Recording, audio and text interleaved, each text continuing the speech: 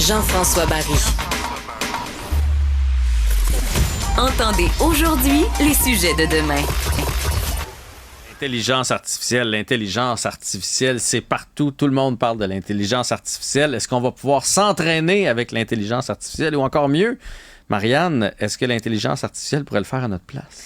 Ben, c'est la question que je me pose, Jean-François, parce que comme toute bonne personne de cette génération Z, je défilais sur mon fil d'actualité TikTok et il y a vraiment une vidéo qui a piqué mon attention. Ok, il y a une créatrice de contenu qui nous partage son astuce, elle, quand elle s'entraîne. On peut l'écouter. OK, j'ai juste de me créer un plan personnalisé en comme 30 secondes avec l'intelligence artificielle. C'est tellement un life hack, je vais vous montrer comment j'ai fait. Donc, on s'en va sur Google, on tape ChatGPT. Ceux qui savent pas c'est quoi, c'est une intelligence artificielle. Donc, quand on clique sur le lien, il demande de s'enregistrer. Moi, c'est déjà fait, fait qu'il faut écrire ton email, ton mot de passe. Après ça, on peut lui demander n'importe quoi. Fait que moi, j'ai demandé de me créer un plan d'entraînement pour une femme de 26 ans. Je lui ai dit mon poids, je lui ai dit mes objectifs.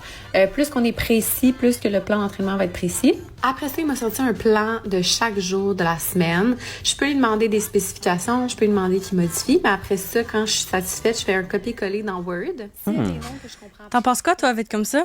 Ben, vite comme ça, je me dis, n'importe quel entraînement peut être utile là, dans la vie, là, on va se le dire, on bouge pas assez. Là. Puis on a des métiers plutôt sédentaires, donc ça peut pas être mauvais. D'un autre côté, c'est pas deux hommes de 47 ans avec mon poids qui se serait indiqué d'avoir le même programme d'entraînement. Fait que j'ai comme l'impression que ça remplacera quand même jamais l'humain, surtout si on veut quelque chose de plus pointu. N'importe qui va te dire, ben oui, il fait 20 minutes de course, puis des redressements assis, puis des poids, puis ça va être parfait. Là, fait que t'as pas besoin de l'intelligence artificielle pour ça. J'imagine que c'est un peu le son de cloche des spécialistes. Ouais. Parce que aussi, dans cette économie-là où tout coûte cher, on dirait que tout le monde veut sauver de l'argent un peu partout. Donc là, on utilise ChatGPT, c'est comme devenu un peu un réflexe. Puis là, je me suis penchée du côté des professionnels. Eux, qu'est-ce qu'ils en pensent? C'est quoi l'impact, justement, de demander à l'intelligence artificielle un plan d'entraînement, alors que, comme la créatrice a mentionné dans sa vidéo, elle précise quand même son âge, son poids, les exercices qu'elle veut faire peut-être, ou plus si elle avait eu une condition médicale, probablement qu'elle l'aurait écrit aussi. Donc, je me suis entretenue avec Marc-Antoine Pépin, qui est kinésiologue et président de la Fédération des kinésiologues du Québec. Je lui ai envoyé la vidéo, il l'a visionnée et je vous fais écouter ses impressions. On est rendu là, en ce sens que je crois que l'intelligence artificielle est de plus en plus présente, donc on est rendu là avec des suggestions. Par contre, de faire en sorte de dire que c'est la solution et que ça va tout régler puis qu'ils ont besoin de kinésiologue, je trouve qu'on est encore très loin de ça, là, en tout cas de ce que j'ai vu. Mais là, est-ce que l'intelligence artificielle, Jean-François, c'est une source fiable pour se créer des plans d'entraînement? Encore une fois, ce que la Fédération des kinésiologues du Québec me dit, c'est qu'il y a plusieurs choses à garder en tête. Premièrement, l'intelligence artificielle va aller chercher un ensemble de données, ce que l'intelligence va retrouver sur Internet, sur les plateformes, les blogs, les sites Internet ou autres, et elle va essayer de former une réponse qui correspond à la majorité. Exactement, ou à ce qu'il retrouve le plus sur Internet. L'enjeu avec ça, c'est que les sources peuvent être moins fiables, moins précises, peut-être que l'information peut pas nécessairement s'appliquer à la personne qui est derrière son écran. Et le deuxième enjeu, c'est que le rôle du kinésiologue, c'est d'adapter l'entraînement aux personnes, aux patients qu'il y a devant lui, avec ses objectifs, ses contraintes, ses limitations, ses problématiques de santé. Donc, c'est ça le métier de kinésiologue, et c'est ce que l'intelligence artificielle peut pas vraiment fournir. C'est pas vraiment un suivi là, qu'on peut avoir si par exemple tu vas clavarder, tu chattes avec l'intelligence artificielle, il va pas nécessairement pouvoir bien t'aider comme peuvent le faire les kinésiologues. On peut réécouter encore une fois Marc-Antoine Pépin. Le kinésiologue, c'est pas juste de faire le programme, c'est tout l'encadrement qui vient avec. Donc, autant l'encadrement au niveau de l'exécution sécuritaire des mouvements, sécuritaire des exercices, mais il y a aussi tout l'accompagnement, en plus, à mener une vie plus active. Alors, des fois, il y en a qui, OK, il faudrait que je bouge, je vais me mettre à bouger.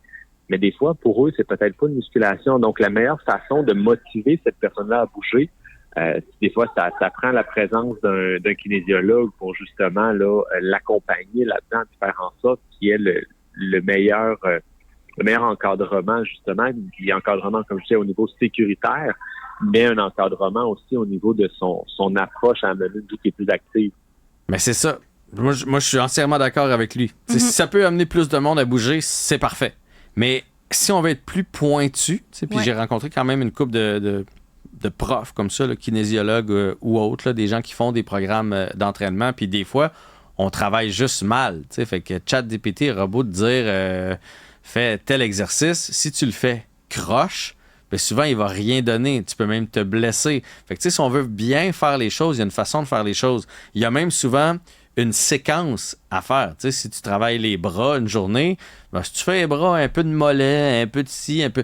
Tu perds en efficacité. Des fois, avec des séquences, tu vas aller stimuler ton muscle davantage et avoir de meilleurs résultats.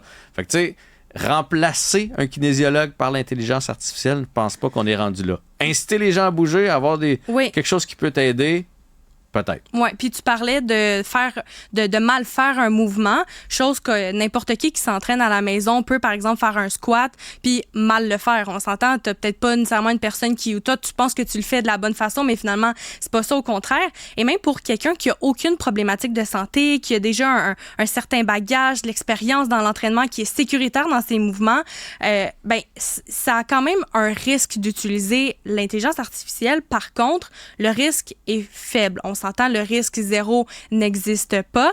Là où ça devient le plus compliqué, c'est quand il y a souvent, il y a souvent des personnes qui sont pas nécessairement au courant, qui ont des problématiques de santé ou qui sont peut-être pas au fait que telle ou telle situation, c'est justement une problématique. Et là, on y va justement au sens large quand on parle de problèmes de santé, parce que même les femmes enceintes en font partie. On peut réécouter une dernière fois Marc-Antoine Pépin.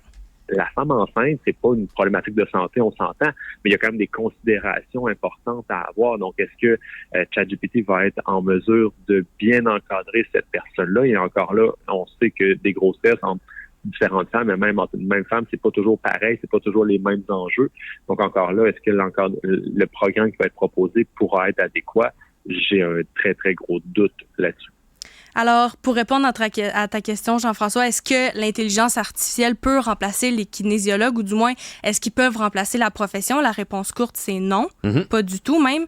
Il y a déjà une panoplie de programmes, comme je le disais un peu plus tôt sur Internet, qui sont là, qui ont été conçus par des non-professionnels, des personnes qui ne sont pas kinésiologues, et il y a des gens qui les consultent, mais à un moment donné, les gens vont devoir aller chercher un peu plus de précision supplémentaire avec un kinésiologue pour avoir un peu plus d'encadrement et pour bien réussir son entraînement. Oui, mais je ne sais pas si vous avez parlé de ça, mais j'imagine que l'intelligence artificielle les aide aussi, les kinésiologues. C'est vrai, j'ai pas posé la question, mais c'est très intéressant. Je sais pas à savoir, si c'est de l'intelligence artificielle, mais tu sais, maintenant, avec toutes les montres qui nous donnent des données sur ce qu'on fait, tu sais, la technologie aide. Évidemment, tu sais, je pense au hockey parce que tu sais à quel point je suis fan de hockey. Tu sais, ils sont capables maintenant d'analyser ta poussée, la vitesse de patin, l'oxygène que tu sais, chaque être humain consulte, c'est différent d'une personne à l'autre. Donc, je pense que ça peut aider.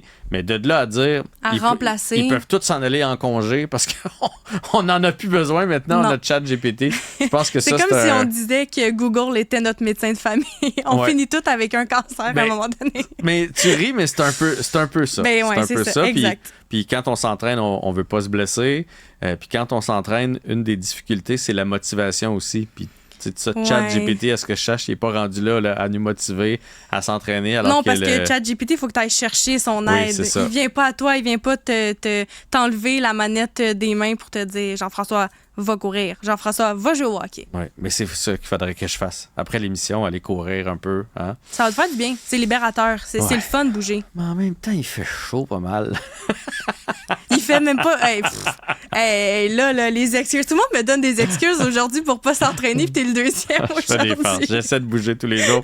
Marianne Bessette, journaliste et recherchiste ici à Cube. Merci pour ce segment. Si vous êtes en train d'étudier pour devenir kinésiologue, vous n'avez pas à vous inquiéter. On a une couple d'années encore devant nous. Merci à toute l'équipe de recherche et de réalisation. Merci à vous d'avoir été là. Et on se retrouve pour le prochain épisode.